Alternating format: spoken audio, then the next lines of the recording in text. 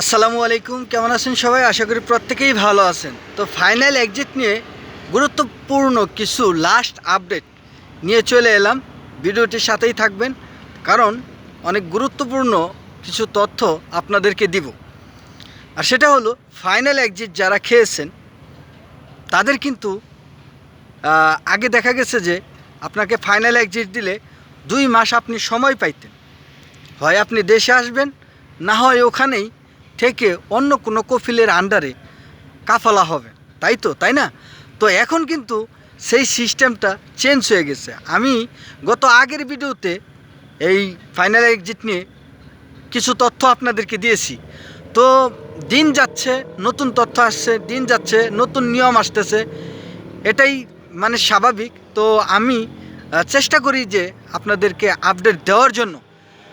আসলেও নিজে কাজ করে সময় পাই না, দেখা গেছে যে একটু লেট হয়। লেটের কারণে দেখা গেছে সময় দিতে পারে না, তার জন্য আমি দুঃখিত। যারা ফাইনাল এক্সিট খেয়েছেন, আগের কথাই ধরি, আগের মতো এখন আর নাই। নতুন দেখা গেছে যে নতুন করে যারা ফাইনাল এক্সিট খাচ্ছে তাদের 1 মাস আগেও মানে এক্সিট দিতে পারে কফিল। আর এক্সিটটা দেওয়ার পর দেখা গেছে আপনার ওই 1 মাস শেষ হওয়ার পর আপনার ইকামাতে অটোমেটিকলি হুরুপ চলে আসছে। আপনি ওই হুরুপ কাটতে পারবেন না। যদি কোনো দিন সাধারণ ক্ষমা দেয় সরকার, তাহলে হয়তো দেশে আসতে পারবেন, কিন্তু পুনরায় আপনি আর সৌদি আরব ঢুকতে পারবেন না। তাইলে আবার এইখানে আরেকটা কথা, যে যাদের সিস্টেমে হুরুপ চলে আসতেছে তাদের দুইভাবে হুরুপ চলে আসতেছে। ধরেন মেন সিস্টেমে হুরুপ চলে আসতেছে, আবার যেটা মানে নর্মালি সেইখানে দেখাচ্ছে আপনাকে সাসপেন্ডেড। এই যে দুইটা সমস্যা। আসলেও যারা এই যে এক্সিট খেয়েছেন তাদেরকে আমি বলবো যে আপনারা সময় মতো দেশে চলে যান।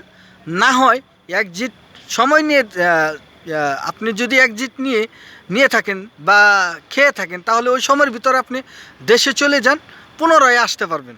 আর যদি একবার আপনার ওই এক্সিটের সময় শেষ করে ফেলেন, দেখা গেছে যে আপনার যে কোনো সময় অটোমেটিকলি হুরুপ চলে আসবে। আর এটা অনেকেরই আসতেছে, যার জন্যই আজকের তথ্যটা দেওয়া।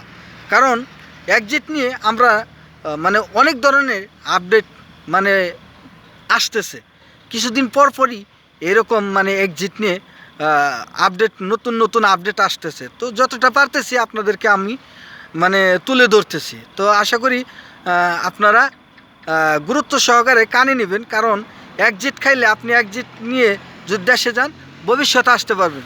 আর যদি আপনি না যান, অবৈধ হয়ে যান, খুরুপ চলে আসে, তাইলে আপনি দেখা গেছে যে আপনি তখন দেশে যাওয়াটাও আপনার কাছে অনেক সমস্যা হয়ে দাঁড়াবে।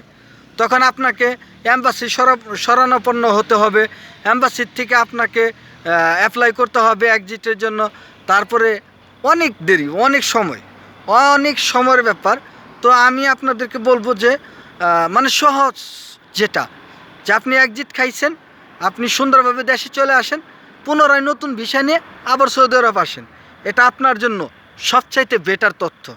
আশা করি আপনি বুঝতে পারছেন। যদি ভিডিওটি ভালো লাগে তাহলে অবশ্যই লাইক, কমেন্ট, শেয়ার করে পাশে থাকবেন। গুরুত্বপূর্ণ মেসেজ আমরা সবসময় আপনাদেরকে দেওয়ার চেষ্টা করি। তো আশা করি আপনারা ভালো থাকবেন। ইনশাল্লাহ আজ এ পর্যন্তই। আসসালামু আলাইকুম, শুভরাত্রি।